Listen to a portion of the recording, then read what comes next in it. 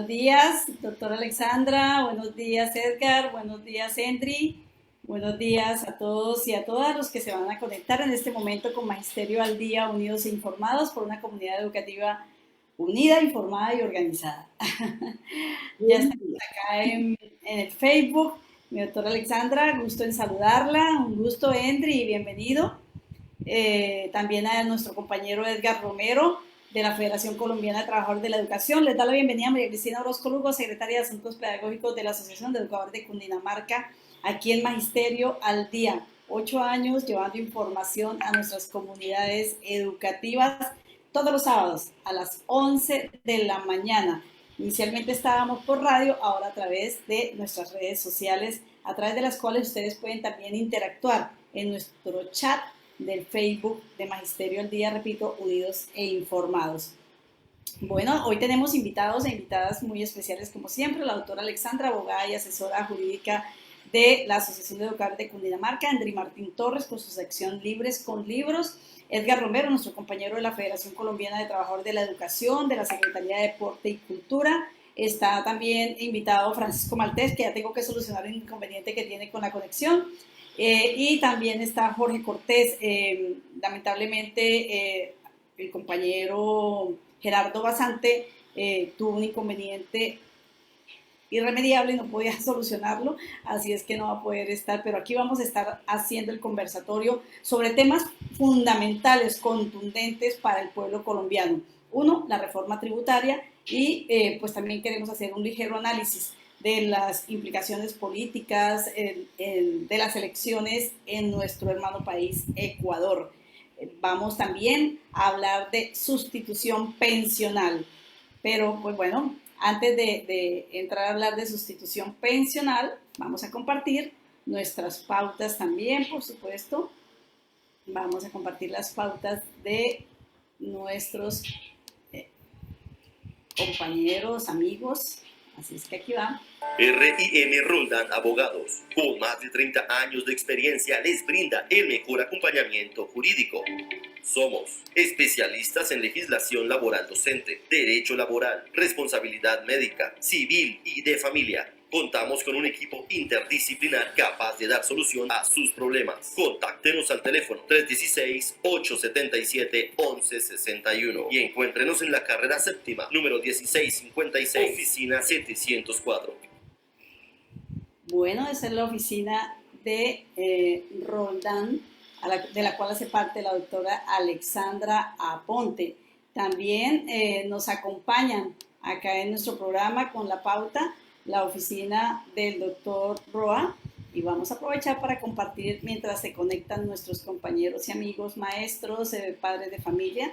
Vamos a compartir en este Si momento. usted cuenta con una experiencia antes del 27 de junio del 2003, ya sea por orden de prestación de servicios, licencias, provisionalidades, horas cátedra, logramos que recupere los beneficios pensionales del decreto 2277.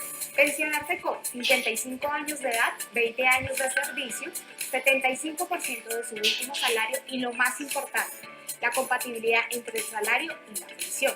Es decir, puede seguir trabajando y simultáneamente recibir su pensión. Contáctanos, la consulta es totalmente gratis.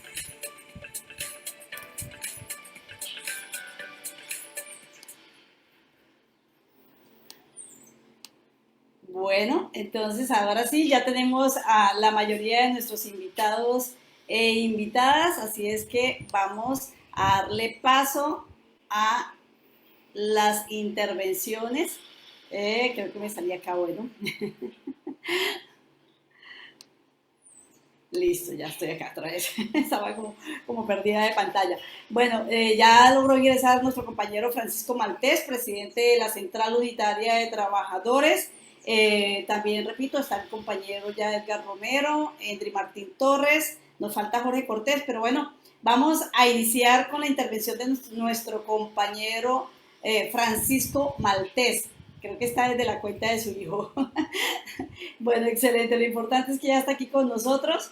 Así es que, Francisco, como presidente de la CUT, como colombiano, como ciudadano, venimos con muchísima preocupación porque ya esta semana se conoció el texto, digamos, de lo que es la propuesta del gobierno de el presidente Duque y su partido, el Centro Democrático, una propuesta eufemista que han llamado Agenda de Transformación Social Sostenible, pero que en la práctica es una tercera intentón de reforma tributaria con nombres así muy sofisticados, ¿no? La primera fue la ley de financiamiento, la segunda fue la ley de crecimiento económico y esta tercera, que es la Agenda de Transformación Social Sostenible, pero que realmente es una reforma tributaria bien regresiva y que golpea a la clase media y a los más pobres de este país, por razón por la cual, obviamente, de las centrales obreras, entre ellas la CUT, la Federación Colombiana de Trabajadores de la Educación, ADEC y el pueblo colombiano, pues estamos muy preocupados porque en medio de una crisis social y económica tan grande que ha generado la pandemia, que ha profundizado más bien la pandemia, pues en lugar de encontrar soluciones para la mayoría del pueblo colombiano, encontramos este tipo de propuestas. Francisco, bienvenido y hagamos un análisis frente a este tema, a la par también con nuestro compañero de FECODE. Bienvenido. Gracias, Cristina, por la invitación. A mis compañeros panelistas, un abrazo. Y a todos los que nos ven y nos escuchan, un abrazo fraternal desde la CUT. Lo primero que hay que decir es que este gobierno nunca llama las cosas por su nombre. Siempre busca un distractor para que se mire hacia otro lado o se tenga otra interpretación. Recordemos que este gobierno tampoco llama a los falsos positivos. Segundo, esta es la tercera reforma tributaria que se hace en menos de 3 años de gobierno.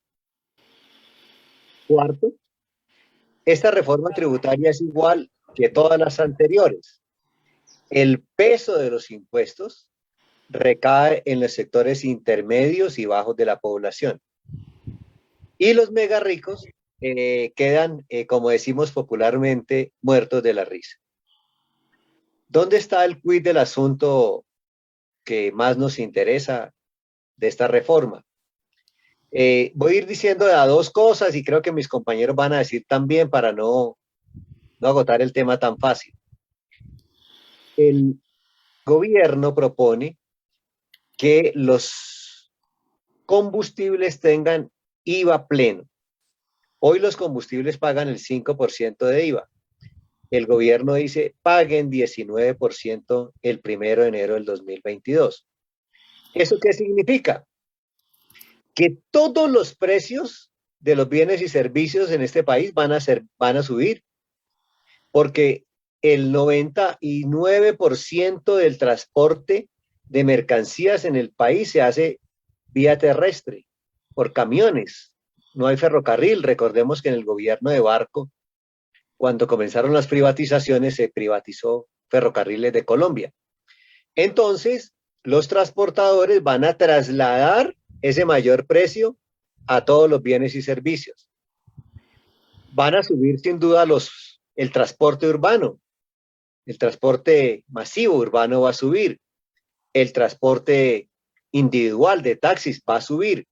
O sea, este es un fuerte golpe a las finanzas de los bolsillos de los colombianos. Efectivamente, compañero Francisco Maltés, presidente de la CUT Nacional, es un duro golpe porque viene, digamos, a incluir en esa reforma, en ese impuesto del IVA del 19%, alimentos, por ejemplo, que no estaban antes grabados, pero también salarios, también pretenden pensiones, cesantías, combustibles. Es decir, aquí, como dijo alguien por ahí, no van a dejar títere con cabeza. Aquí todo el mundo, y quien más sale golpeado es la clase media y los más pobres de nuestro país. Le damos la bienvenida a Jorge Cortés. No sé si el compañero Edgar Romero quiere, vamos a hacer como un conversatorio donde todos opinemos aquí un poco frente a este tema. Edgar Romero, nuestro compañero secretario de Deporte y Cultura de la Federación Colombiana de Trabajadores de la Educación. Bienvenido, Edgar. Un saludo especial, Cristina, ¿Puedes a ti, a los panelistas. ¿Aló? Sí, ¿puedes colocar cámara? A ver, un momentito. Ahí. Para Perfecto. verlo mejor. Muy fotogénico, hermano. Bueno, mis compañeros de la CUD, presidente, vicepresidente, Cristina, a ti, a la doctora y a Henry, un saludo especial en nombre del Comité Ejecutivo de FECODE y a todos los compañeros y compañeras que se conectan a este importante conversatorio. Bueno, yo creo que lo primero que hay que señalar de entrada es que algunos economistas modernos que tienen una postura mundial, entre esos Pablo Dávalos, Tomás Piketty y algunos sociólogos, Weierstein, Stiglitz, entre otros, han planteado que a la humanidad y en las naciones capitalistas como la nuestra nos han dominado con la teoría de la escasez, la economía de la escasez. ¿Y qué significa esto? Que ningún recurso va a alcanzar. La reforma tributaria, esas en más de 54 reformas tributarias que han habido en la historia de Colombia y en las últimas 5, y en este gobierno 3, cuando había dicho en campaña política que no iba a haber más impuestos para los colombianos, todas tienen unas características especiales ubicadas en esa economía de la escasez. ¿Y qué significa? Que los recursos nunca van a ser alcanzar. Casi que es una regla de oro para los gobiernos de turno, los gobiernos capitalistas, de que entre su accionar siempre van a tener las reformas tributarias. En épocas de bonanza, en épocas de crecimiento, aquí la economía decían que era una de las más estables de América Latina cuando estuvo antes de la pandemia en el 3.3%, pero que había que hacer reforma tributaria. Es decir, siempre serán los trabajadores, las clases medias, las clases bajas, los que contribuyamos a esa tributación, y esa economía de escasez siempre nos la van a aplicar. Por eso no es justificable que por el hecho de que hay una pandemia y que hay un momento de crisis, entonces que hay la necesidad y la salida va a ser la reforma tributaria. Eso también nos dijeron cuando el terremoto en Armenia, que nos convirtieron el 2 por mil en 4 por mil, y así sucesivamente. Y en los momentos de bonanza y de crecimiento también la van a aplicar. Esta tiene una particularidad, es que pretende un recaudo gradual que nos lo van a aplicar un veneno a cucharadas en los próximos años. Y en ese sentido, pues llamar la atención que esta reforma tributaria va a continuar también con una característica especial que han tenido las anteriores, es que es una reforma regresiva. Y una reforma regresiva es una reforma donde el que gana menos tributa más. Debe ser al contrario, el que gana más, no tener tantas excepciones a la renta, no tener tantos descuentos tributarios, no tener tantas gabelas y tantas ventajas. Ellos tienen el poderío económico. Aquí, no, por ejemplo, el sector financiero no tributa lo que debería tributar, y los sectores poderosos de este país no van a tributar. Entonces, no cambia la conducta repetitiva de los gobiernos en el hecho de que la equidad de la tributación se convierte siempre en una reforma regresiva y no en una reforma progresiva, que debería ser que quienes devengan más, quienes tienen concentrada la riqueza, deberían repartir un poco en ese capitalismo, volverlo más humano, volver esa distribución de la riqueza para toda la población. Y no puede ser que un ministro de Hacienda o los ministros de Hacienda de turno, los presidentes de la República, siempre legislen a favor de ese 1% que se lleva los bienes y servicios del 48% de la riqueza de la población colombiana. De manera pues que esta reforma tributaria no va a resolver la crisis, no se va a ver reflejado en los sectores sociales, no se va a ver reflejado en la pobreza absoluta ni en la pobreza extrema. Por lo contrario, van a ser unos años de más tributación, que desde luego en la desestabilización de la economía, del desempleo reinante, la informalidad reinante, va a ocasionar más pobreza y más desigualdad. Muchísimas gracias, compañero Edgar. Permanece, por favor, aquí en Magisterio al Día. Claro que sí.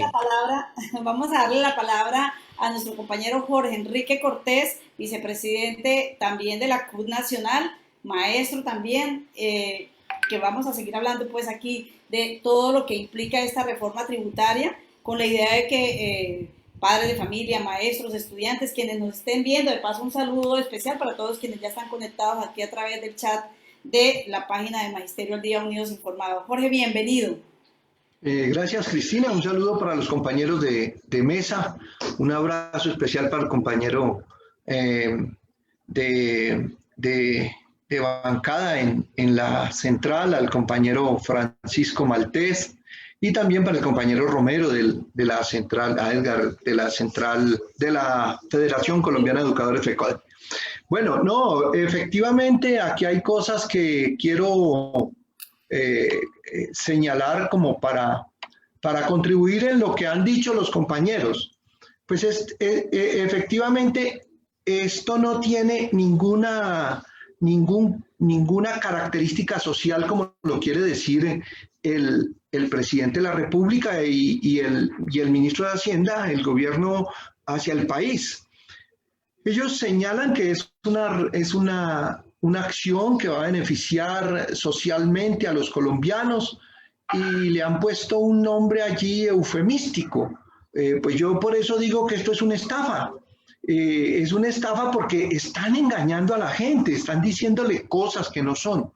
Y para decirles que efectivamente corroborar pues lo que los compañeros acaban de decir, buscan recaudar 25.4 billones de pesos anuales, que en 3 años daría 76 billones de pesos. Pero eso en porcentaje para el impuesto que le pretenden poner a las personas naturales, a los trabajadores independientes, a los cuentapropias, a los informales, a los asalariados, equivale al 55.7% de las personas que de una u otra forma están ganándose la vida trabajando. Y lo otro es que el IVA, por el IVA aspiran sacar de esa cantidad de billones, el IVA sería el 41.3%, que sería retomado de la gasolina, de los alimentos, y solamente las empresas estarían aportando el 11.8%, que si miramos eso cuánto vale anualmente, pues solamente equivale a 3 billones de pesos. Significa entonces, ese es el esquema para decir, los ricos están poniendo solamente 3 billones de pesos, el 11.8% de la reforma, mientras que los colombianos estamos aportando 22 billones de pesos, los pobres, los trabajadores, la gente del común y corriente. Eso quería aportar en razón a este tema que venían tocando, Cristina. Gracias, Jorge. Gracias, Jorge, por ese aporte. Queremos que todas las personas que están conectadas o que lo vean luego en diferido este espacio de Magisterio al Día les quede muy claro, porque todavía pues hay muchos que dicen, bueno, ¿y por qué es que es el paro?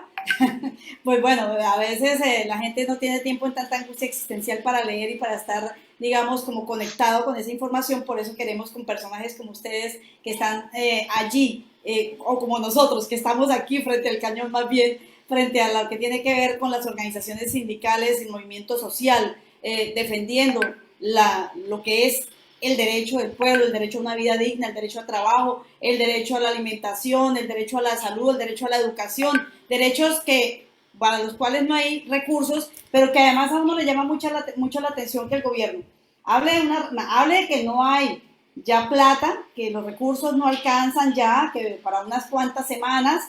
Sin embargo, uno no entiende, pues bueno, cuando uno administra la economía de la casa sabe que lo que tiene lo tiene que distribuir de tal manera que debe alcanzar para absolutamente todo, y hay cosas que son prioritarias.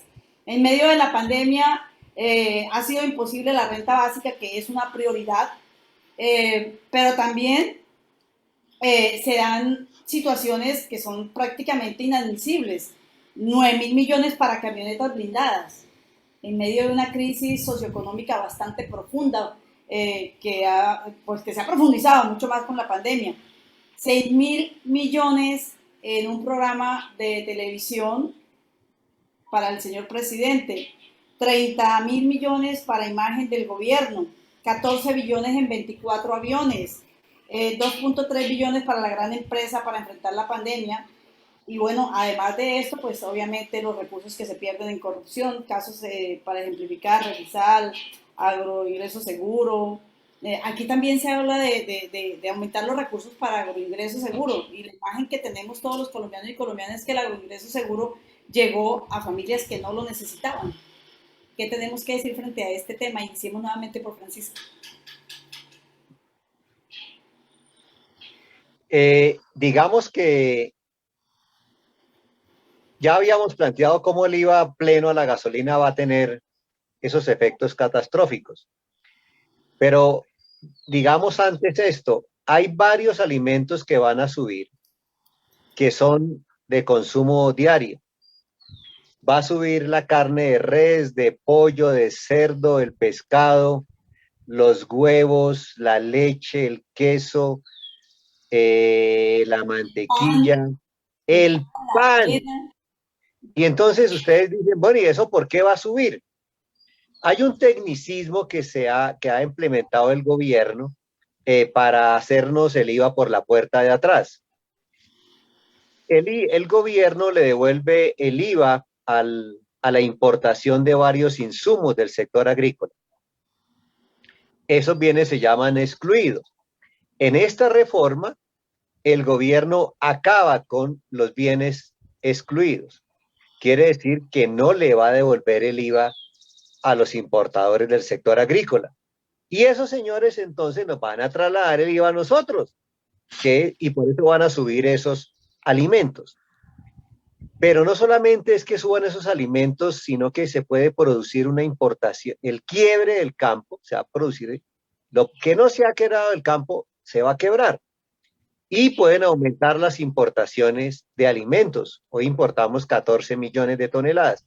Puede subir esa importación, haciendo que cada día seamos más dependientes de las importaciones. Pero bueno, si hubiera un gobierno sensato, si hubiera un gobierno inteligente, en medio de esta crisis no se gastaría la plata en aviones. Si fuera un gobierno inteligente, esos recursos los tramitaría para que hubiera renta básica, como lo hemos planteado desde el Comité de Paro. Eso alcanzaría también para financiar los salarios de las pequeñas y medianas empresas, de los trabajadores de las pequeñas y medianas empresas. Esos recursos servirían para mejorar el equipamiento escolar. Ustedes saben mejor que yo ese tema. Y entonces, ahí es donde uno llega a la conclusión que este es un gobierno soberbio, que no le interesan los problemas de los sectores sociales, sino que le interesa estar bien consigo mismo y con su partido. Y por supuesto que es una desfachatez que el ministro de Defensa se gaste 900 millones de pesos, 900 millones para mejorar la imagen institucional. La mejor imagen institucional del Ministerio de Defensa es que respeten los derechos humanos, que aclaren lo de los falsos positivos, que no asesinen personas en las carreteras. Esa es la mejor inversión y no los 900 millones de pesos que servirían para dotar al menos una institución educativa. Y en ese balance también se queda otra cosa, Cristina, es que el año pasado recordemos que la Policía Nacional compró pistolas y compró municiones para el SMAT. Entonces, es evidente que a este gobierno le interesaría más tratar de recuperar la mala imagen que tiene, quedar bien con sus socios y amigos haciendo compras inoficiosas y que la población, por supuesto, digámoslo así tranquilamente, se joda con tal de estar bien con sus amigos. Hay una cosa que no sé si fue que yo leí mal, pero me preocupa bastante y es como dentro de lo que queda exento de IVA y de toda esta carga están, ya que usted mencionó el tema, armas y municiones, por ejemplo. Entonces diciendo, pero ¿cómo así?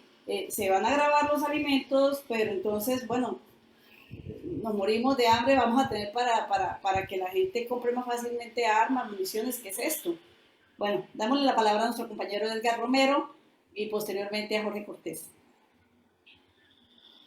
Bueno, yo quiero contribuir al análisis con algunas cifras que caracterizan la reforma.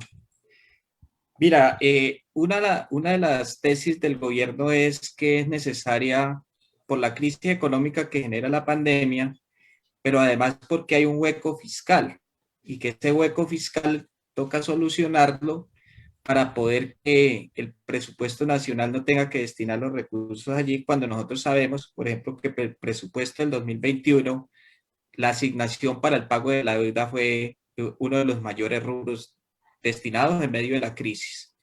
Recorte para inversión y recorte para los sectores sociales, pero asegurado el capital para el pago de la deuda, que es una imposición de los organismos internacionales. Y el hueco fiscal se genera, que eso es lo que no le dicen a la población, por tantas gabelas y tantas excepciones que tienen los poderosos de este país, las personas súper ricas, tanto jurídicas como naturales.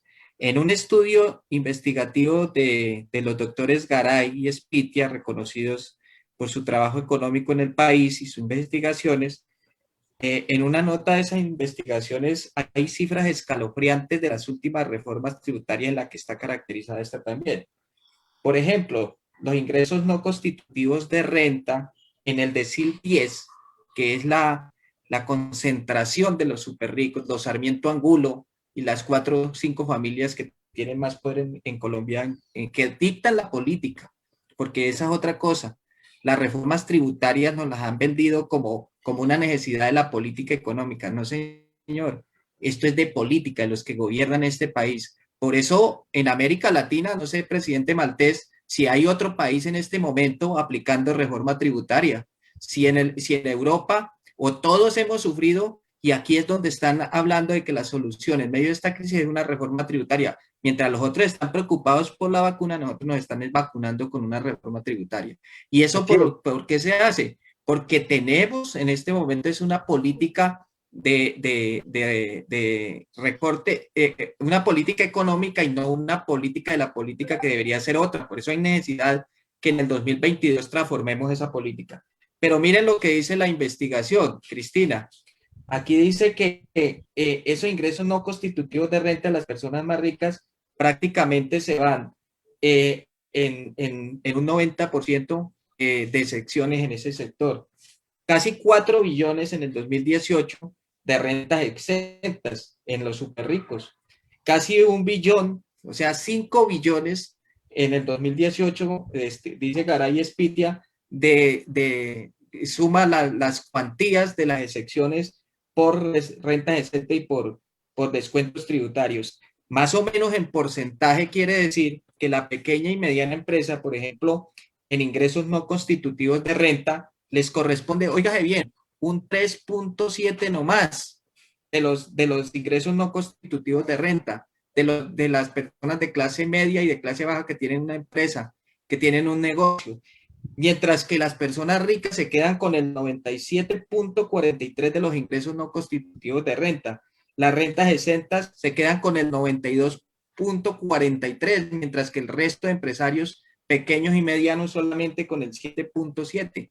Y en los descuentos tributarios esta gente se queda con el 97.06 de descuentos tributarios. Por eso es que dice Jorge que prácticamente los ricos van a aportar 3 billones, mientras que nosotros vamos a aportar, todos los demás vamos a aportar 21 billones y que de ese recaudo solamente se va a utilizar 0.4 para generación de empleo y se va a utilizar solamente 11 billones para los programas asistencialistas de ingreso seguro, que nosotros hemos dicho que esa no es la solución.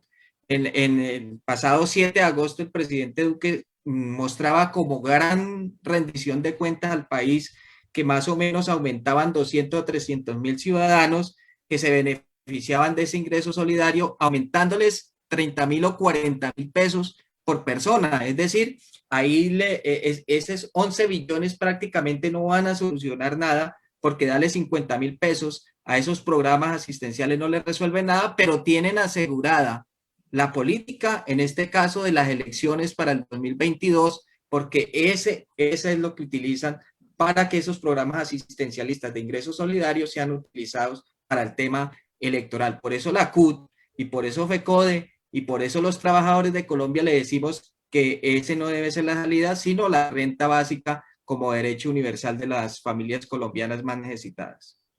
Muchísimas gracias, Edgar. Jorge.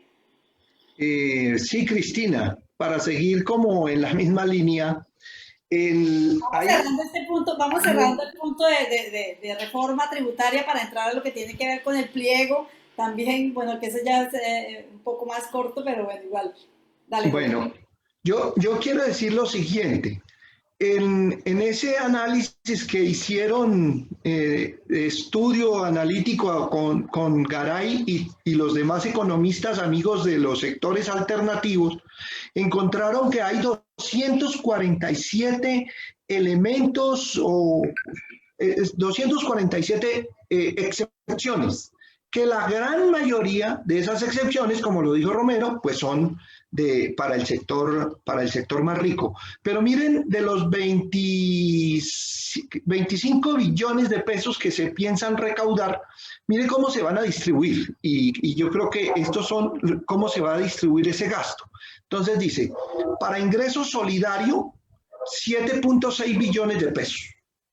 El ingreso solidario son esas familias a quienes les están dando 160.000, 180.000 pesos mensuales para que vivan.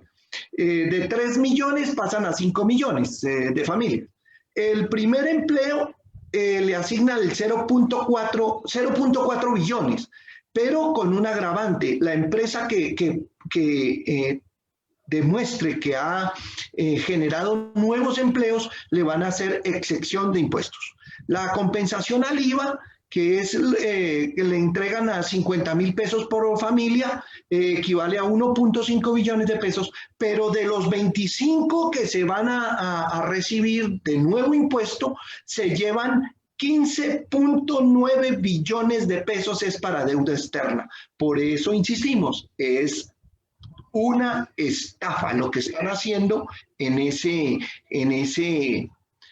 proyecto de ley. Es una estafa para el pueblo colombiano en beneficio de las transnacionales, del Banco Mundial, de la OCDE, en fin, es eso. Yo dejo ahí. Gracias, Jorito. Efectivamente, son los estratos 1, 2, 3 y 4 los que vamos a tener que cargar sobre nuestros hombros el costo del enriquecimiento de las multinacionales, de las grandes empresas y del sector financiero. Creo que Francisco quería agregar algo ahí hace un momento. Se trata de lo siguiente, muy rápido. Los salarios no se salvan. Vamos a pagar imporrenta después de 2.400.000. Aquí creo que todo el magisterio entra. Y creo que también hay que tener en cuenta el tema de los peajes urbanos. Pero terminemos este tema de la siguiente manera. Vamos para el paro del 28 de abril, pero creo que todos los ciudadanos del departamento tienen que hacer una vigilancia sobre cómo van a votar los representantes a la Cámara del departamento.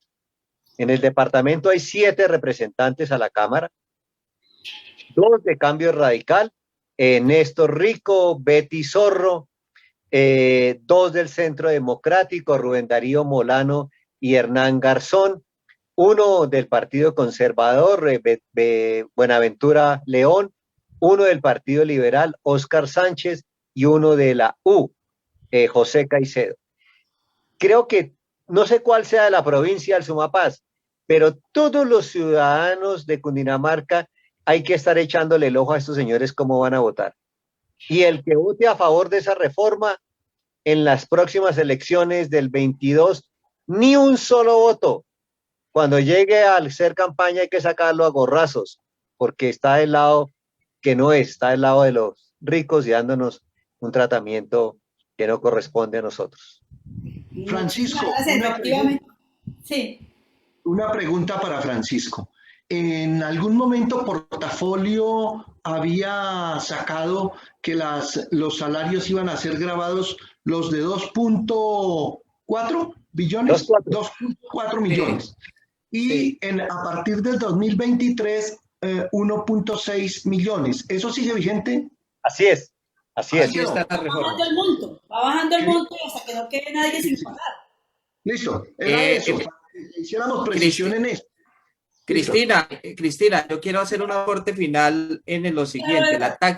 La táctica política del uribismo es que seguramente no le van a apuntar, y los aliados de la derecha no le van a apuntar al archivo de la reforma. O sea, va porque va, tiene medida de urgencia. ¿Qué es lo que hacen?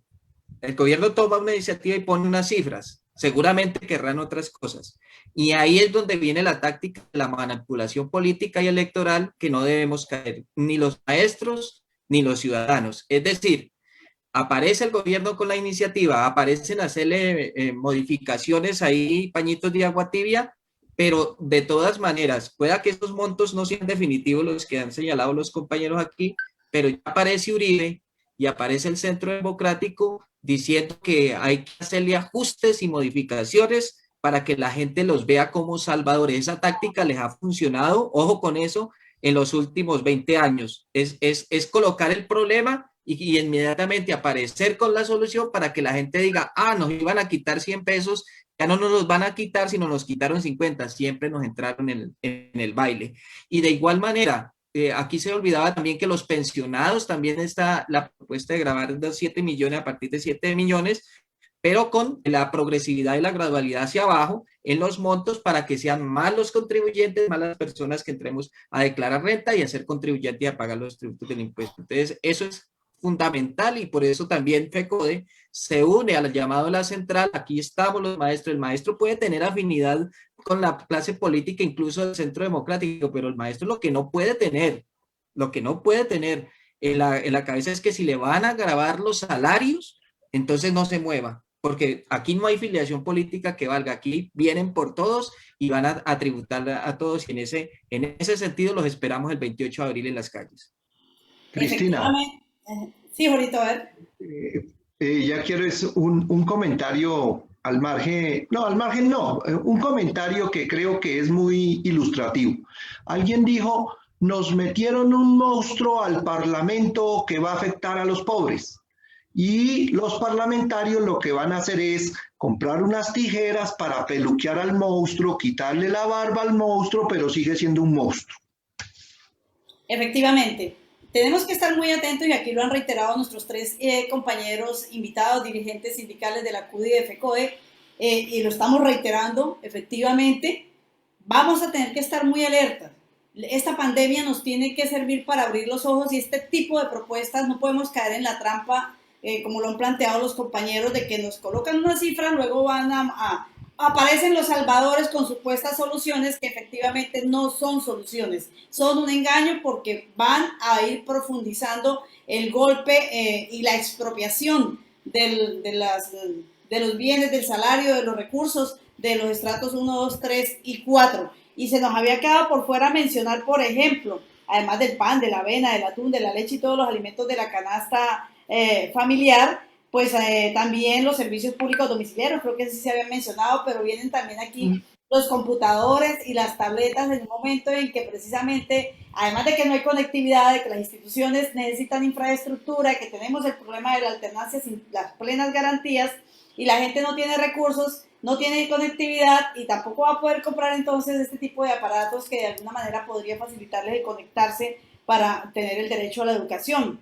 En el tema hay un tema también bien delicado, servicios funerarios y cremación, lentes de contacto, medicina prepagada, elementos de medicina pues, de alto nivel que se requiere para algunas enfermedades muy delicadas que también van a estar obviamente grabadas y van a ser mucho más difícil que las personas puedan acceder a estos derechos. Por eso el próximo 28 de abril todos y todas vamos a manifestar nuestra inconformidad y para el 2022, Francisco fue quien lo dijo tal vez y Edgar, para el 2022 muy atentos porque no podemos darle ni un solo voto a quienes llegan a estos cargos de decisión para golpear al pueblo.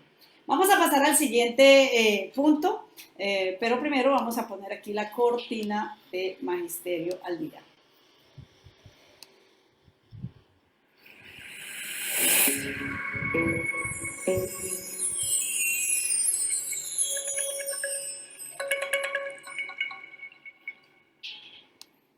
Bueno, y vamos a hablar un poco sobre la negociación.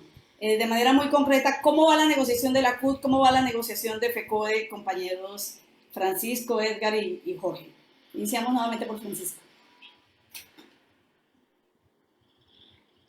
Francisco, micrófono. Bueno, creo que Francisco se quedó sin conexión. Jorge, por favor. Ya llegó Francisco. Ya, Francisco, bueno. A ver, Francisco, ¿cómo va el tema de la negociación del pliego en medio de todas estas situaciones y proyectos de ley nefastos como el 010, el 094, 400 y esta eufemística agenda de transformación social sostenible que realmente es una reforma tributaria? Sigamos hablando de la tributaria. El gobierno propone que los salarios de los empleados públicos se congelen por 5 años. Y ese artículo tiene un parágrafo que dice que si continúan las dificultades económicas es un término muy ambiguo, el presidente puede prorrogar el término del congelamiento de los salarios. Eso atenta contra la negociación colectiva, por supuesto, pero miremoslo de esta manera. El gobierno no ha tenido la voluntad política de instalar la mesa de negociación. Es evidente que hay unas centrales de papel que están convirtiéndose en un obstáculo en la negociación colectiva. Algunas organizaciones de papel que nunca se meten en ninguna de las luchas sociales. Aquí ustedes han visto que hemos hablado de la CUT, la CTC, la CGT, FECODE y los pensionados. Otras centrales que nunca se meten en la lucha social y en la negociación se tornan, entre comillas, muy radicales, pero terminan al lado del gobierno. Hay que desafiliarse de esas organizaciones sindicales y afiliarse a las que estamos al frente del cañón. Entonces, no ha empezado la negociación. Pareciera que el gobierno quiere estrenar la reforma tributaria hoy sin haberse aprobado, haciendo un congelamiento de los salarios por la vía de la no negociación. Por eso cobra aún más importancia que todos los trabajadores al servicio del Estado, todos los matices, docentes, administrativos, directivos docentes. Sé que hay varios compañeros de la DIAN que nos están viendo en Girardot. Carolina creo que está conectada y otros compañeros. Todos tenemos que participar en el paro del 28 de abril porque ese garrotazo de los salarios también es para todos. Aquí nos preguntan en el chat, Francisco, ¿cuáles son esas organizaciones que aparecen en las mesas de negociación a obstaculizar la negociación de las centrales y de los sindicatos que tienen el mayor número de afiliados y que efectivamente son los que siempre están en la lucha? Hay una organización que se llama CTU-USTRAC, que se ha convertido en el principal palo en la rueda, y otra que se llama UTC, que además tiene muy poquitos afiliados. Creo que tiene más fuerza una tortuga artrítica. Gracias, Francisco. Jorge. No, simplemente decirle a los compañeros que efectivamente creemos que así como aparece el proyecto de ley de reforma tributaria, que acaban, o mejor, que congelan el aumento salarial hasta el 2006, pues simplemente lo que quieren es dilatar la negociación para que no haya aumento salarial, punto. Ese es realmente eso. Y contarles algo, por ejemplo, en FUNSA, USTRAC, se mete a la negociación donde están los maestros, donde están los compañeros del sector municipal, los de los servicios públicos y demás, y entra USTRAC con 2 personas que tienen afiliadas frente a 800 que son afiliados allá, y con 2 personas entran a torpedear. Eso no deberían dejarlos meter ahí en ese proceso. Deben ser respetuosos de organizaciones serias porque no llevan propuestas, y las propuestas y entran a sabotear la negociación de los sectores que efectivamente tienen representatividad. Entonces yo creo que eso sí hay que denunciarlo. Además, decir que organizaciones como estas fueron una de esas, yo no sé cuál fue, creada por el mismo Álvaro Uribe Vélez para potenciar lo que se llaman los contratos sindicales, que no es otra cosa que bolsas de empleo a nombre de un supuesto sindicato que le ayudan a quitar la prima, la cesantía, las vacaciones, la salud, el salario a los trabajadores. Entonces creo que eso sí es bueno denunciarlo en un espacio como estos, Cristina. Perfectamente, Jorge, sí, así es. Y efectivamente la negociación está parada a nivel de la CUT, a nivel de FECODE. Vamos a ver, Jorge, si nos tiene alguna, Edgar, si nos tiene alguna buena noticia, pero a nivel de Cundinamarca igual, y en los municipios certificados esto no avanza porque es como una política del gobierno tener frenada este proceso de negociación legítimo bajo el decreto 160 de 2014. Edgar, ¿cómo vamos? Bueno, aquí hay que decir tres cosas.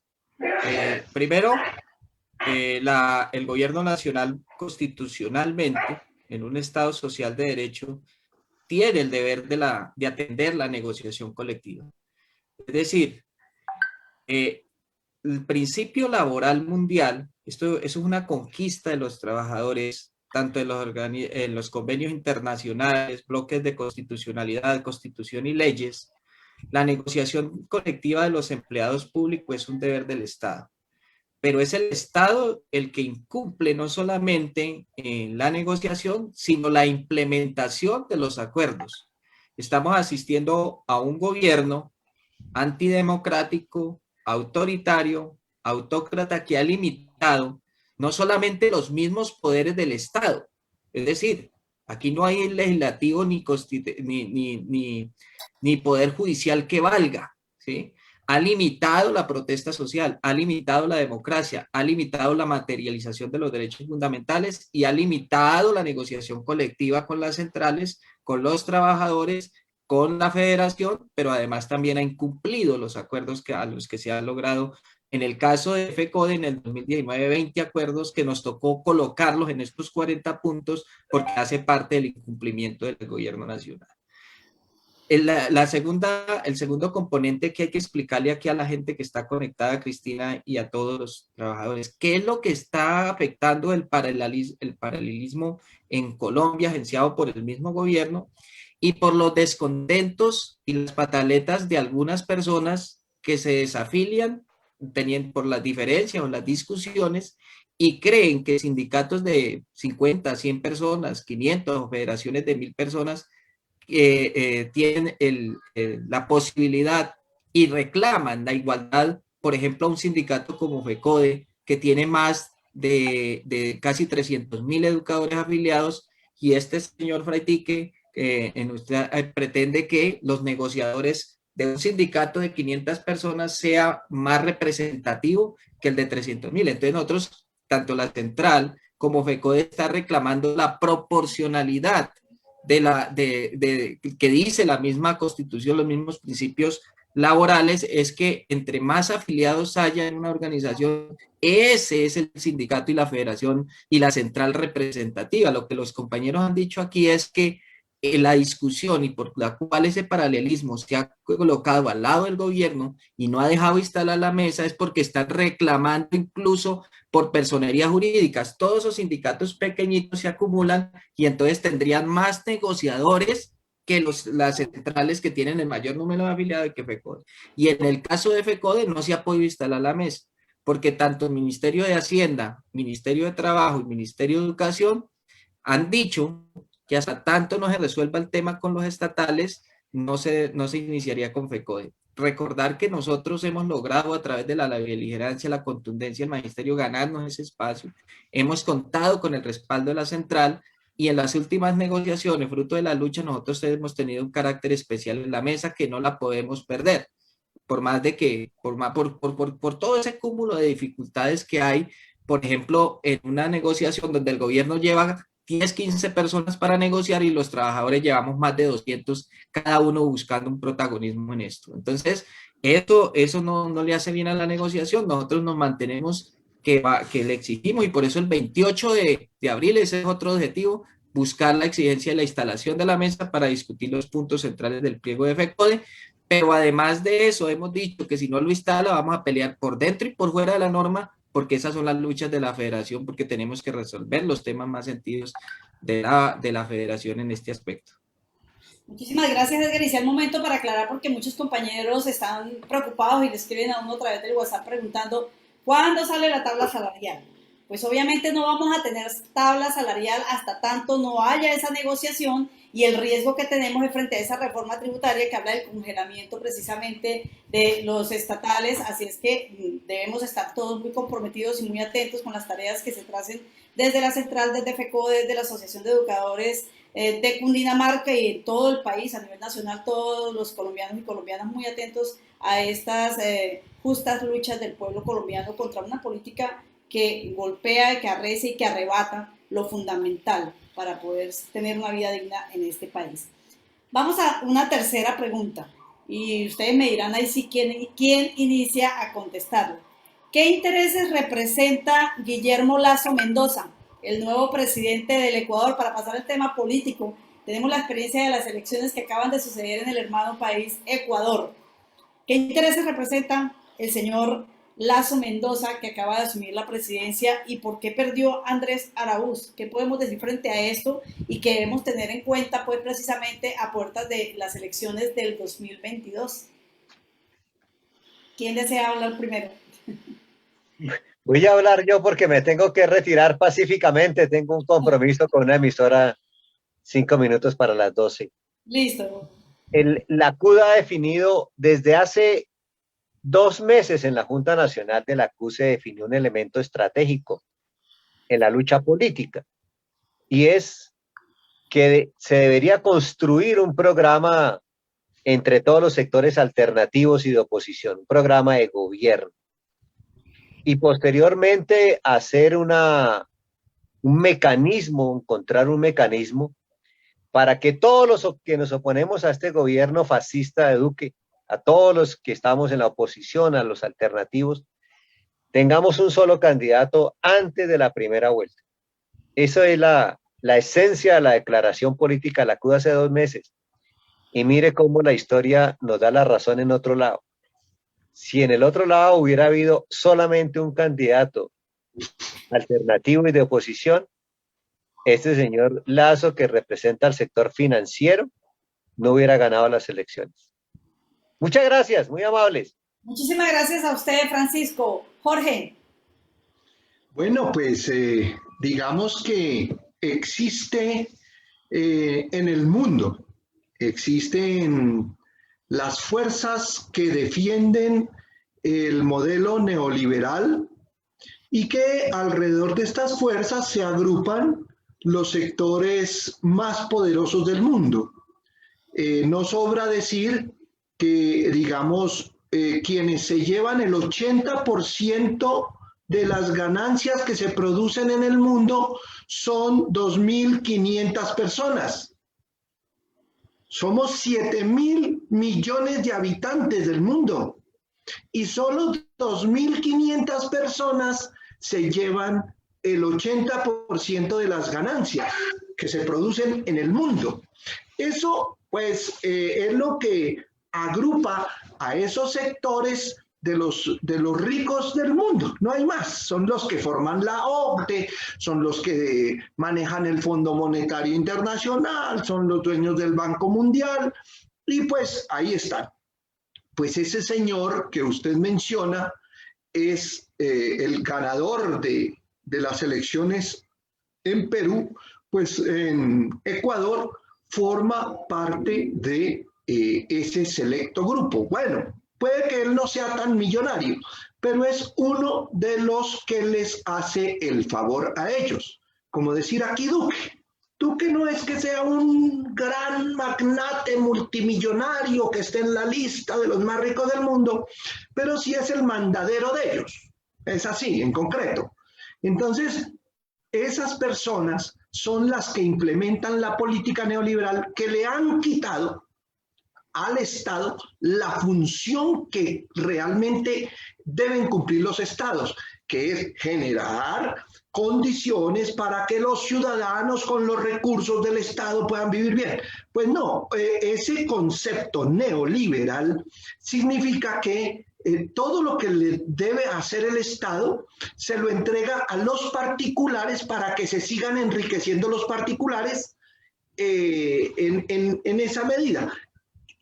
Eso es lo que representa ese señor en la política. Por eso siempre estaremos en el mundo en confrontación ideológica, el sector neoliberal y el sector alternativo. Los sectores alternativos somos los que consideramos que el Estado debe cumplir una función social de garantizarle a los ciudadanos unas condiciones de vida digna, en todo sentido, en salud, en educación, en empleo, etc. Entonces, esa es la gran diferencia. Y él representa a ese concepto modelo neoliberal que lleva al enriquecimiento de unos pocos en contra de las inmensas mayorías. Yo lo dejo ahí.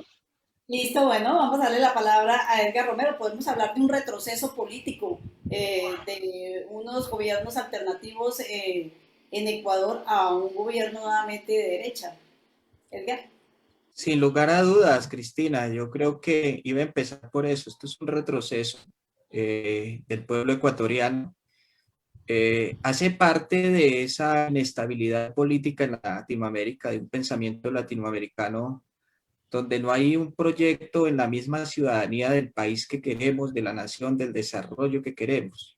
Entonces, los descontentos, las desigualdades que no se pueden resolver en un gobierno de transición o un gobierno progresista, pues inmediatamente tiene un revés en el siguiente gobierno. Y nos hemos dado cuenta de la experiencia en Brasil con Lula da Silva, donde muchos sectores también terminaron al lado de Bolsonaro, ¿sí? Lastimosamente por las mismas condiciones de pobreza, desigualdad y por toda esa política que agencia un pensamiento neoconservador, ortodoxo, que pretende dominar el mundo a través de la globalización, en el tema económico, pero asegurar también que los intereses de esa clase poderosa que está detrás de los políticos, porque son los que dictan la política. Aquí en Colombia nosotros nos confrontamos mucho con Uribe Vélez y con Duque y con los que estén en el poder en el momento, pero aquí hay una clase económica como Sarmiento Angulo, que es el que les dicta qué es lo que tienen que decir, los empresarios dictando la política pública y los derechos de los ciudadanos. Entonces, en el Ecuador, pues se da un retroceso porque es un banquero, cierto, que había fracasado en las otras elecciones, pero que con el respaldo incluso de un descontento, porque si hubiera estado unido Ecuador, el sector indígena de Pérez, no hubiera tomado la decisión de ese voto nulo que se compara aquí en Colombia con el voto en blanco, que tanto nos costó en el tema de los 8 millones de la vez pasada, de los 11 millones en la anticorrupción, pero que ese sector nuevamente aparece en el escenario político y creemos que nosotros, lo que dicen los compañeros, no debemos repetir la historia. Es decir, aquí hay que buscar por todos los medios, ojalá el pacto histórico y la coalición de la esperanza pudieran unirse todos esos sectores y pudiéramos unirnos antes de la segunda vuelta, porque realmente una segunda vuelta, como la vivimos en las elecciones aquí en Colombia la vez pasada y la vivió Ecuador, le da posibilidades de reorganizarse a ese pensamiento latinoamericano. Miren que esto ya no va ni en la misma autodeterminación de las mismas naciones. Aquí tan pronto se conocieron los resultados de la primera vuelta, me mandaron una delegación a dar informes del ELN para asustar al pueblo ecuatoriano. El tema del adoctrinamiento por la cual estamos estigmatizados los docentes no es un concepto de Colombia, ni Uribe Vélez, ese apareció en Argentina, y es el pensamiento de derecha metiendo miedo a todo mundo, y aparece en las naciones de conceptos neoliberales, de conceptos de miedo para poderse perpetuar en el poder. Entonces, eso caló, esa segunda vuelta es un reacomodamiento de la política y entonces se le da ganga a alguien que se quería derrotado, hubo mucha confianza, se confiaron mucho en las estadísticas, se confiaron mucho en las situaciones que han manejado en primera vuelta y terminamos retrocediendo en el Ecuador. Afortunadamente hay expresiones y en Colombia pues esperamos que sea al contrario, ¿no? En Colombia esperamos que todo ese descontento popular en el 2022, bueno, jalen para el lado de un candidato progresista, que eso es lo que necesitamos. Por eso, aquí voy a decir algo, Jorge Enrique y Cristina.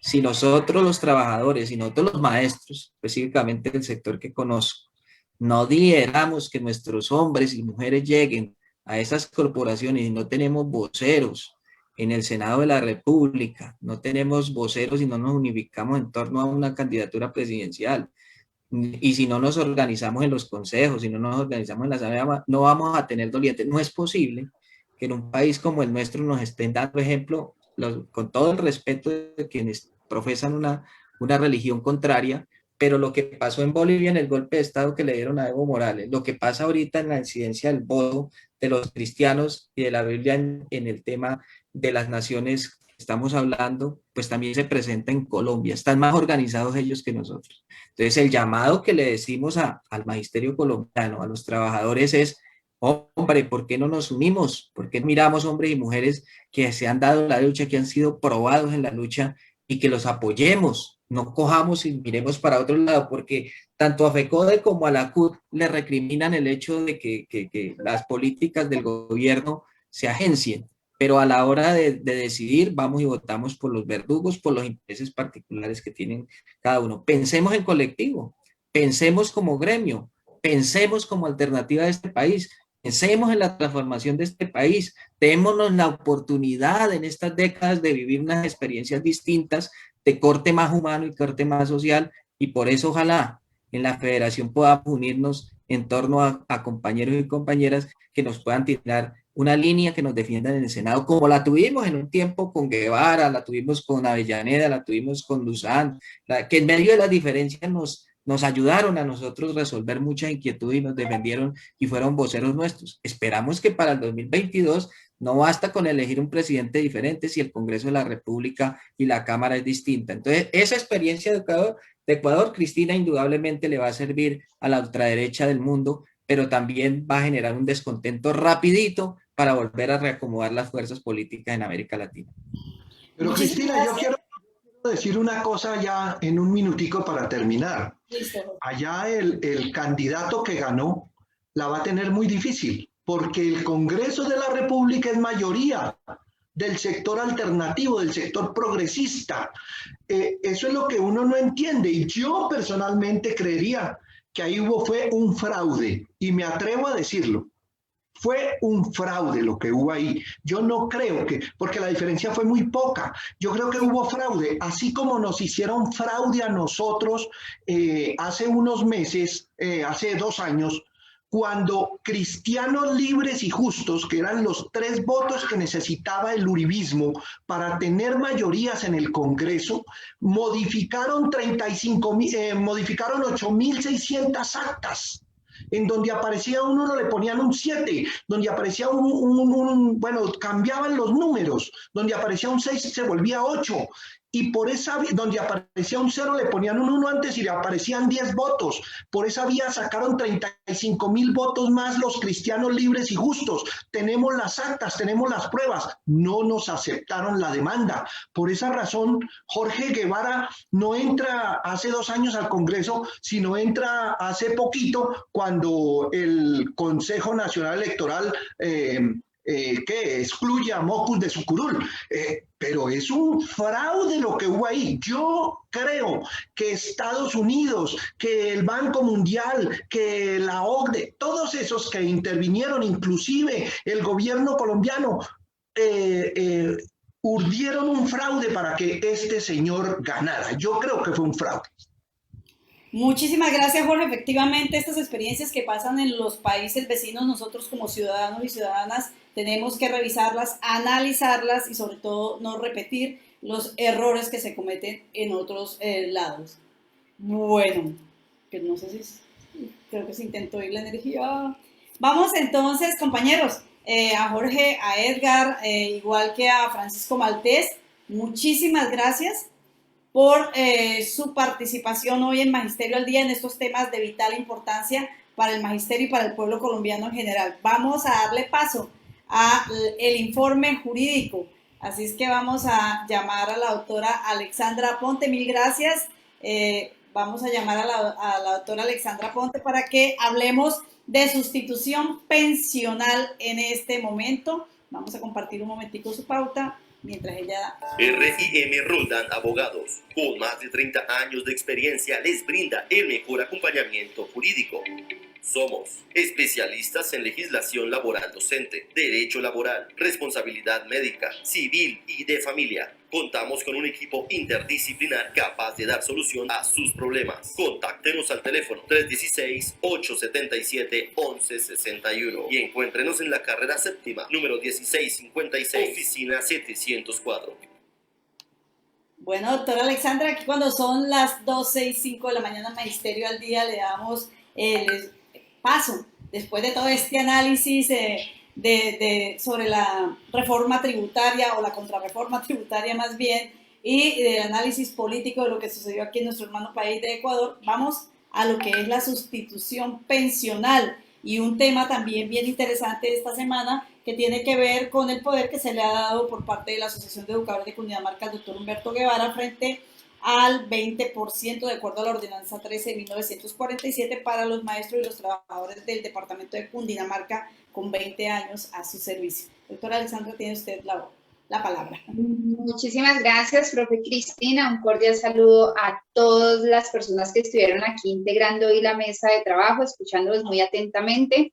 Y sí, invitar a todo el magisterio colombiano y a todos los trabajadores a salir a protestar el día 28 de abril contra el paquetazo de Duque, contra la reforma tributaria. Definitivamente hemos tenido un gobierno totalmente lesivo desde todos los aspectos y puntos de vista, político, económico, social, laboral. Entonces, realmente que no nos impida nada salir este 28 de abril y manifestarnos allá en la calle, sí, contra el paquetazo de este gobierno neoliberal lesivo para nuestra sociedad. Bueno, hoy voy a abordar un tema que me parece muy importante, un tema que a mí me gusta muchísimo desde la parte jurídica, porque existen algunas discrepancias o desconocimientos frente a las diferencias que asisten en tres conceptos particulares.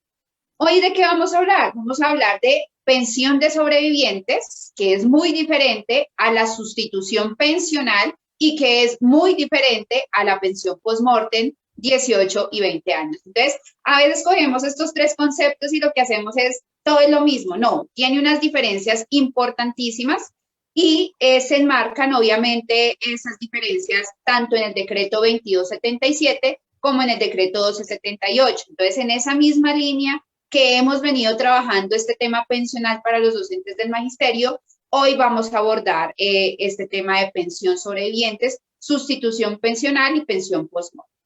Recordemos que los docentes del 2277, 1979, les aplica aquí el tema de la pensión postmortem 18 años o 20 años y les aplica también el tema de la sustitución pensional. ¿Pero qué es una sustitución pensional? O cuando hablamos de que el beneficiario del docente o la docente fallecida tenga derecho al reconocimiento de una sustitución pensional. Pues nace a la vía jurídica la sustitución pensional cuando a ese docente o a esa docente fallecida en vida le alcanzaron a reconocer su pensión de jubilación, su pensión de invalidez, su pensión gracia. Allí nace la vía jurídica la sustitución de esa pensión al momento del fallecimiento para sus beneficiarios. Y entonces, ¿quiénes son los beneficiarios de una sustitución pensional? La norma enmarca que los beneficiarios son el cónyuge, compañero o compañera permanente, los hijos menores de edad o hasta los 25 años, siempre y cuando acrediten estar estudiando, o en caso de que no haya cónyuge, en caso de que no hayan hijos, si o ya sus hijos sean mayores de edad, también son beneficiarios. Los padres que acrediten una dependencia económica para con el causante los hermanos que tengan una invalidez y que también acrediten esa connotación de dependencia económica para con el causante.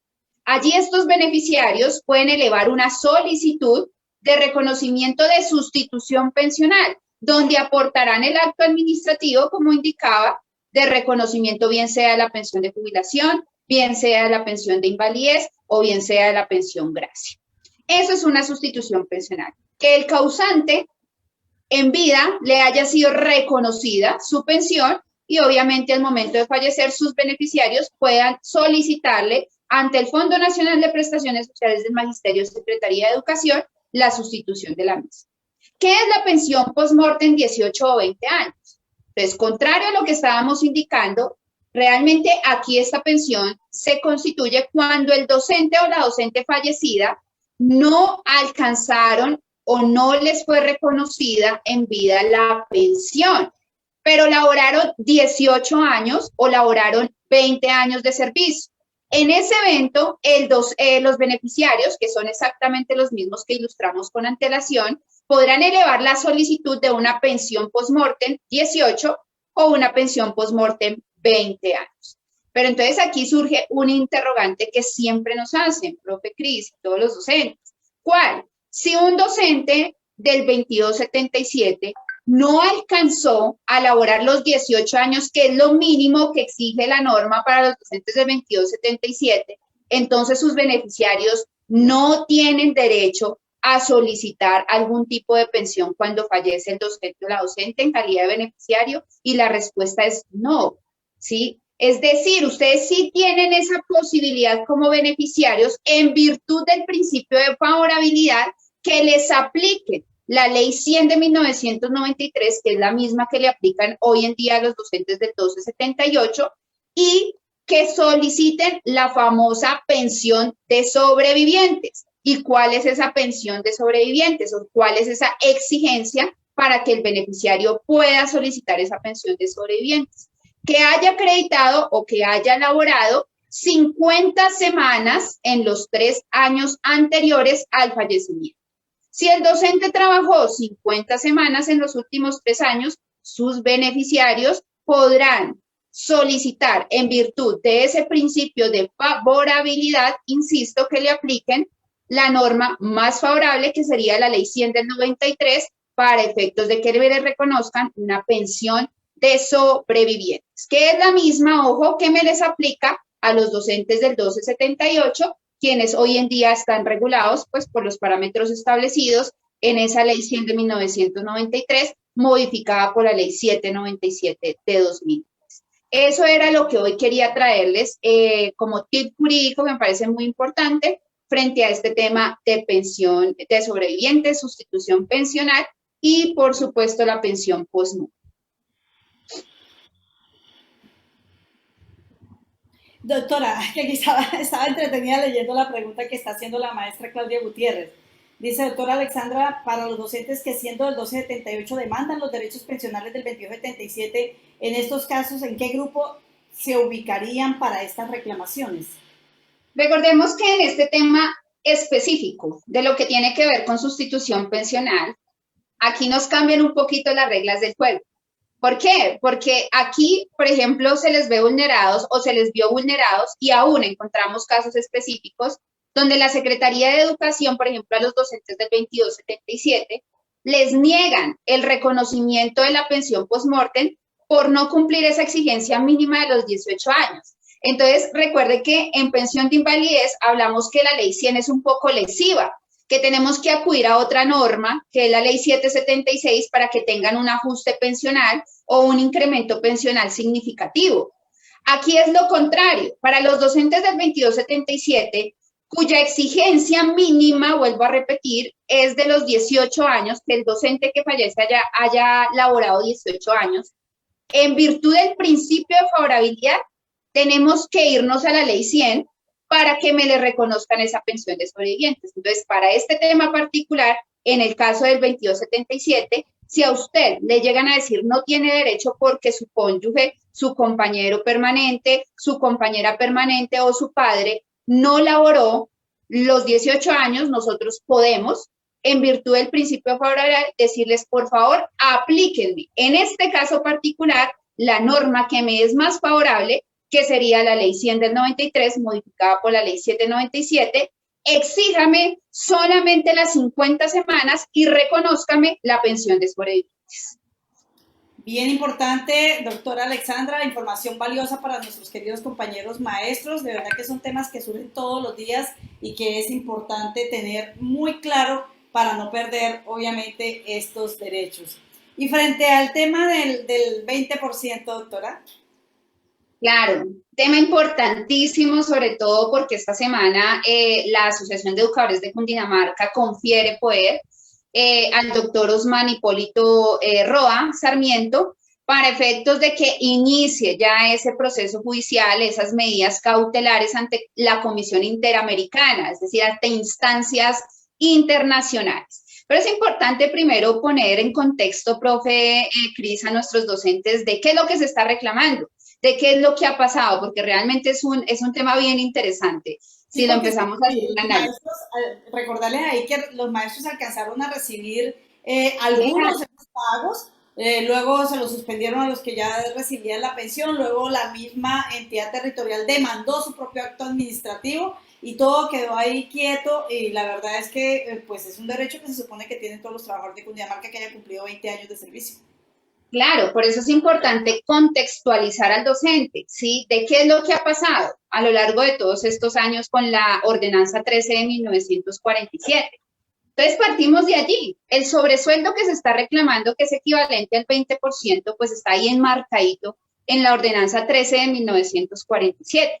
¿Y cuáles son los requisitos ahí establecidos en ese artículo 5 para que lo recuerden nuestros docentes que quieren y deben, ojo con esto, que quieren y deben hacer la solicitud? Porque con lo que hemos venido hablando, pues este derecho está ahí latente, no está sepultado, hay una expectativa jurídica y en caso de que se llegue a dar, que ojalá sea así para todo el magisterio del departamento de Cundinamarca, pues realmente va a ser sumamente importante que usted como docente, si cumple con estos requisitos, haya agotado en debida forma la vía administrativa. Ojo con eso, invitación a que hagan las solicitudes, pero no solamente a que hagan las solicitudes, sino que recuerden que esas solicitudes, una vez se emita la respuesta, hay 4 meses para ser demandadas si no nos opera aquí el fenómeno de la prescripción y de la caducidad, profe Cris, y eso es muy importante que lo tengan en cuenta.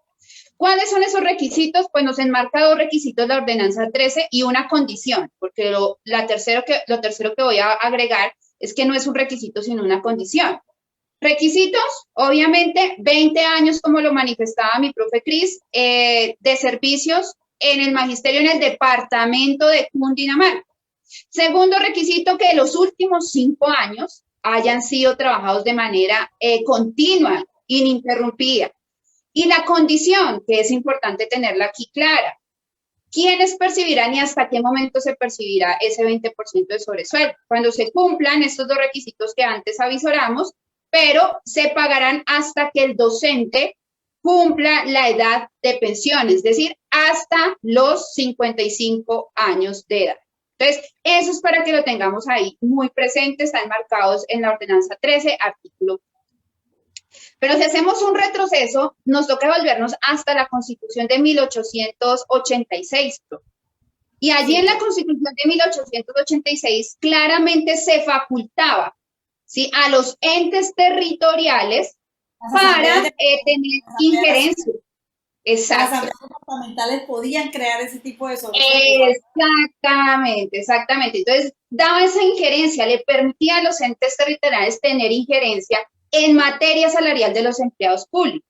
Y entonces allí nace el Acto Legislativo 3 de 1910, donde, como su merced lo indica, le otorga esa facultad a las asambleas, para fijar el número de empleados departamentales, sus atribuciones y, por supuesto, su sueldo. Pero, ¿qué pasa? Viene en 1968 una reforma que es sustancial, ¿sí? Y en esas reformas le viene el Acto Legislativo 01 de esa misma anualidad, donde le quita esa facultad y le quita esa potestad a los entes territoriales y se las delega directamente al legislador, al Congreso. Y ahí es donde se empieza, digamos, a controvertir absolutamente. Ahí es donde el gobierno empieza a querer hacer lo que quiere, valga la redundancia, con obviamente nuestros empleados públicos y a quitarles derechos, como ya dijimos, que son adquiridos. Recordemos que en el gobierno de Uribe se empiezan a demandar las ordenanzas, ¿sí? Y ahí empieza este rifirrafe de si reconocemos o no reconocemos, de si es legal o no es legal la ordenanza 13 de 1947 y producto de negociaciones, el Ministerio de Educación acepta que tiene una deuda en el tema de este 20% de sobresueldo, acepta que tiene una deuda y hacia el año 2015 se expiden 4 actos administrativos donde se les reconoce el derecho a sendos docentes del departamento de Cundinamarca para percibir ese 20% de sobresueldo. Y entonces en el 2017 sale el Consejo de Estado, ¿sí? Y emite un concepto y nos dice que no, que la ordenanza 13 del 47 es inconstitucional, ¿sí? Que se le garantizará a aquellos docentes que ya hayan percibido, a quienes se les haya reconocido ese 20%, en virtud del principio de buena fe, que por lo tanto no tendrían que devolver, pero que la ordenanza como tal es inconstitucional y se vienen las medidas cautelares solicitadas, como usted lo indicaba, por el departamento, encaminadas ¿a qué? 1, a la suspensión de los actos administrativos que ya habían sido reconocidos. Y 2, a la suspensión de la misma ordenanza 13 de 1945. ¿Sí? Un acto ilegítimo, ¿sí? Obviamente es de la parte jurídica un acto ilegítimo. Doctora, además porque creo, doctora, que después también hay un concepto frente a que esas ordenanzas o esas primas hasta antes del 68 realmente eran legítimas, hasta antes del 68. Claro. Entonces, aquí hay una disparidad de criterios del gobierno y también de las altas cortes y encontramos que estos conceptos incluso se contradicen entre sí. ¿Sí? Entonces, ahí es donde viene y juega obviamente esta posibilidad y esta alternativa de la Asociación de Educadores de Cundinamarca, y es no dar por sentado el pronunciamiento del Consejo de Estado y acudir precisamente ante la Comisión Interamericana de Derechos Humanos, solicitando en ese artículo 25 la medida cautelar, que tiene como objeto precisamente ese control y esa vigilancia frente al actuar del Estado y de las altas corporaciones en el derecho que le asiste a los trabajadores. Entonces, pues básicamente avalamos totalmente, apoyamos, creemos en este proyecto que ha venido adelantando la Asociación de Educadores de Cundinamarca a través de los abogados que han estado al frente de este tema, como es el doctor Osman Hipólito Roa Sarmiento y el doctor Guevara también, que eran las personas, exactamente los abogados que han estado al frente de este tema, y auguramos que obviamente va a ser provechoso para el magisterio del departamento de Cundinamarca. Es un proceso largo, profe, un proceso largo, un proceso que conllevará años, pero esperamos de todo corazón que los resultados sean favorables para los derechos que le asiste a los docentes del departamento en lo que respecta a este 20%. Así es, doctora Alexandra, muy valioso su informe jurídico, y recordar también a nuestros compañeros maestros que el próximo 29 y 30 de abril tendremos nuestra asamblea, es decir, al otro día del 28 del paro, de la movilización, de la protesta en contra del paquetazo de Duque, 29 y 30 estaremos en la asamblea departamental, asamblea ordinaria de delegados de la Asociación de Educadores de Cundinamarca, y que estamos recibiendo propuestas de los compañeros para el pliego, para los estatutos hasta el 20 de abril, al correo de la Asociación de Educadores de Cundinamarca, la Asociación de Educadores de Cundinamarca, ADEC127@hotmail.com. El lunes estaremos en asambleas también en la región de El Guavio, y el 26, se me olvidó la región, bueno, pero el próximo lunes estaremos en la región del Guavio. Vamos entonces a invitar a Endry Martín Torres para que nos acompañe. El profe Jorge creo que tenía la mano levantadita para alguna pregunta. Ay, yo estoy listo, ya reviso. A ver, Jorgito, claro, por supuesto, tienes la palabra. Gracias. Además, porque más de Cundinamarca. Doctora Alexandra, mucho gusto y gracias por su ilustración. Henry, mucho gusto. Bueno, la inquietud mía, lo siguiente es una pregunta muy concreta. Si eso se va a llevar a instancias internacionales, ¿significa que en los estrados nacionales no hay nada que hacer? Está pendiente. Esta mañana escuchaba al doctor Osman Hipólito hablar y está pendiente todavía que el Consejo de Estado, en una demanda, obviamente en este tema del 20%, se pronuncie. Pero pues ya más o menos hemos visto a través de los conceptos que ha brindado, ¿sí? Que para ellos la ordenanza 13 del 47 es inconstitucional, ¿sí? Ordenan la suspensión, ¿sí? Y acatan la medida cautelar solicitada por el departamento hacia el año 2017-2018 y dejan en suspenso el pago que ya mediante acto administrativo, profe Jorge, o mediante sendos actos administrativos que se dieron ahí en el 2015 y en el 2016, había reconocido. En ese momento yo hacía un análisis jurídico y había la posibilidad de que antes de que se adelantara el departamento precisamente a demandar la ordenanza, a solicitar la suspensión de la misma, habría que haber insistido de manera inmediata a través de los procesos ejecutivos para hacer valer y obviamente para que se generara el pago y se respetara el desembolso del dinero a los docentes a quienes ya les había reconocido. Pero como estamos, vemos una transgresión no solamente del gobierno, sino también de las altas cortes, en este caso Consejo de Estado, frente a este tema en particular, y es por eso que ya nos toca sí o sí acudir a instancias internacionales para que se haga esa vigilancia, ese control de los derechos que le asiste obviamente al trabajador ante el incumplimiento o ante, digamos, este criterio desfasado del gobierno y, por supuesto, ante el criterio que ha venido adoptando altas cortes como sería Consejo de Estado, máxima institución de lo contencioso administrativo. Entonces, va a ser un trabajo y va a ser una pelea bastante larga. Recordemos que estos trámites ante las jurisdicciones internacionales, pues nos van a llevar años. Entonces, esperamos de verdad que allí se logre el respeto por estos derechos adquiridos, normativos y obviamente constitucionales que le asiste al departamento de Cundinamarca y a los docentes, porque recordemos que las ordenanzas no solamente es en Cundinamarca, sino que para ese año también se expidieron las ordenanzas para Boyacá, en el pago también de otro tipo de bonificaciones. Entonces, esperamos que de verdad salga avante este proceso allá.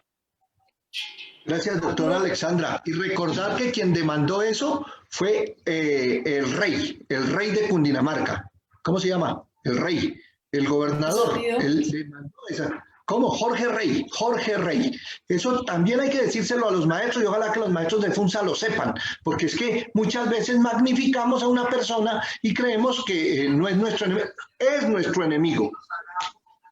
Esa parte es importantísima, conocer quiénes son los actores que están detrás de esa pérdida de derechos o esa intención de arrebatarnos los derechos a los trabajadores y a las trabajadoras, no solamente en Cundinamarca, sino en el país, porque ya nos hemos dado cuenta como todas las demandas y los fallos pues son adversos a los trabajadores en general. Bueno, entonces vamos a darle la palabra. Muchísimas gracias, doctora Alexandra. Muchísimas gracias, Jorge. Vamos ahora sí con nuestro compañero Henry Torres, después de esta cortina.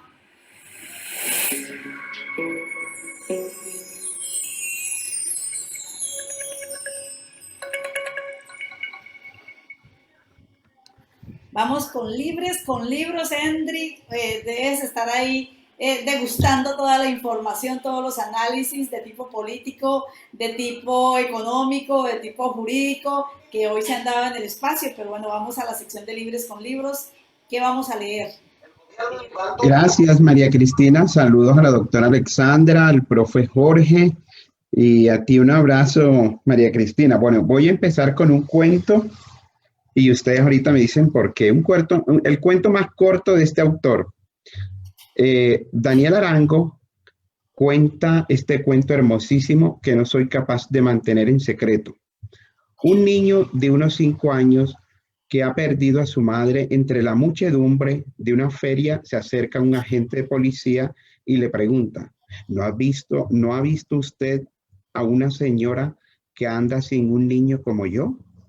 Este cuento es uno de los más cortos que Gabo propone a propósito de que hoy recordamos que hace 7 años falleció, un 17 de abril, ¿no? Entonces, quiero invitarlos para que leamos este es el libro que considero que donde Gabo cuenta su vida, Vivir para contarla. Claro, Gerald Marty en Una vida, pues también nos narra, pero visto desde un autor, ¿no? Visto desde un autor, pero aquí Gabo nos refleja su vida antes de casarse con Mercedes. Entonces, para que lo leamos hoy. Sé que todo esto que han tratado la doctora Alexandra, el profe Jorge, Edgar, pues es insignificativo, pero bueno, este fin de semana de estar en casa, vamos a leer sobre Gabo. Y otro que a mí me gusta, porque este es una serie de ensayos, lo hicieron en unos escritores de Barranquilla, y es El legado de Macondo. O sea, ¿qué fue realmente lo que nos delega Macondo? Una antología de ensayos críticos sobre lo que escribió Gabriel García Márquez. Entonces, María Cristina, doctora Alexandra, mi estimado Jorge, los libros son estos. Vivir para contarla y El legado de Macondo. Y bueno, buscar estos cuentos corticos que a veces Gabo nos deja como pensativo, ¿no? Además, hermosísimo. Eso sería como la propuesta. Claro, por aquí tengo otros, pero bueno, ya será más adelante. Seleccioné esto. De los 120 libros que tiene Gabo, escogí estos 2. Ya en otras oportunidades les estaré contando sobre Gabriel García Márquez. Y esta noche hay un especial en una emisora por ahí muy conocida sobre Gabriel García Márquez. Entonces, ustedes buscan ahí en internet. Sería como eso, invitarlos a que vayan a la Cataca, María Cristina, a conocer la casa de Gabriel García Márquez, ¿no? E incluso ir a Barranquilla, y en Barranquilla hay una ruta que se llama Gabo. Hay una ruta que se llama, y debemos ir a conocerla, pero es más bonita la que les voy a proponer. Cuando vayan a Cartagena hay una ruta que se llama la Ruta Gastronómica de Gabriel García Márquez. Ustedes recuerdan, sé que hoy me estoy extendiendo, pero hay un cuento de una celebración de un cumpleaños que se dio en una obra de Gabo, y ahí narra todo lo que se debe consumir en la costa. Ahí les dejo la inquietud y próximamente les hablaré. Empieza en el Portal de los Dulces y termina allá donde están los restos de Gabo, en la Universidad de Cartagena, en una sede muy bonita. Bueno, Henry Martín Torres, muchísimas gracias. Bueno, aquí tenemos a Edgar. ¿Algún comentario de cierre? A ver, un minuto para cada uno para que vayamos despidiéndonos. Hay una pregunta de una compañera aquí ya, pero ya ahorita se la respondemos por el chat. Doctora Alexandra, si puedes ver el chat ahí. Una pregunta de la maestra Sonia Mendoza, frente al 20%, pero vamos a dar un minuto a cada uno para que nos vayamos despidiendo. Entonces iniciemos aquí por Edgar. Cristina, muchas gracias. Un reconocimiento a su trabajo como mujer, como líder, como una persona que nos ha entretenido hoy en este conversatorio tan interesante. Me gustó el diseño y el formato, tengo que decirlo. Y aquí estoy contentísimo por 3 cosas. Porque mi compañero de la CUR representa el liderazgo y la parte sindical que yo ejerzo en FECODE también, y aquí hablamos de ese tema. Porque la doctora Alexandra nos dio una explicación muy sencilla, pero muy clara, muy concreta al aspecto jurídico. Yo soy abogado y lo que usted dijo aquí es la verdad, es cierto, y disfruté mucho de esa explicación tan sencilla y tan entendible, porque quedó clarito la diferencia entre esos 3 tipos de pensiones que tiene el magisterio, especialmente el 2277. Y a Henry, yo creo que ese tema de la pedagogía es la parte que debemos resaltar los docentes en cualquier escenario. Nosotros somos sujetos éticos, pedagógicos, y eso es la fortaleza que nos diferencia, y somos lo que podemos contribuir a la sociedad. Excelente ese tema de recomendarnos la lectura. Tengo que dar testimonio de que Vivir para contarla tiene algo fascinante, porque en el realismo mágico que maneja Gabo, ahí hay muchos episodios de la historia contados desde la literatura, desde la narrativa, espectaculares. El tema del Bogotazo en Bogotá, que él estuvo y cuenta cuenta de una manera diferente ese episodio que uno en un libro de historia no encuentra. Entonces, magnífica esto porque esto nos pone a leer, claro que sí, el leer para que contarla, chéverísimo. Es que Magisterio al Día es un programa espectacular. Muy bien, muy bien, muy bien. Gracias, Edgar, por acompañarnos, de A verdad ti. que sí, pues estás invitado para próximas oportunidades, por supuesto. Jorge. Bueno, no, agradecerle la bondad que tiene para con nosotros los compañeros de la CUT, poder salir al aire y decir lo que pensamos, lo que hacemos y lo que proponemos. Muchas gracias a la doctora, muchas gracias nuevamente, Henry, que es nuestro compañero de FUNSA, que está muy activo en esta parte. Y a Edgar, hermano, un abrazo. Hacía rato no nos veíamos por esta pandemia, Sí, pero bueno, ahí chévere. vamos. Estuve en Ibagué la semana pasada, esta semana que termina, perdón, Sí, señor. en el que hay allá en el colegio. Leonidas, gracias, Leonidas, gracias sí. por venir. Gracias. Oh, hermano. Cristina, muchas gracias, muy amable.